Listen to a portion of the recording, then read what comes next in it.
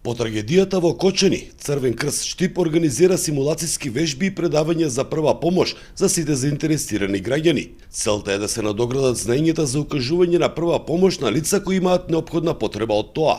Обука се нуди и за компаниите и учениците од основните и средни училишта. Се спроведуваат и обуки по прва помош за работни организации во просториите на Црвен крст Штип, така што секоја работна организација мора да има обучено лица по прва помош согласно бројот на нивните вработени во компаниите. Како и организирање на симулациски вежби во соработка со образовните институции, па така и во што оваа недела во соработка со основните и средните училишта ќе се реализираат дополнителни обуки по прва помош, како и симулациски вежби. Елементарните познавања за укажување на прва помош се од клучна важност при несреќи и кризни ситуации. Првата помош е една вештина која што треба да ја познава секој граѓанин, затоа што првата помош спасува животи.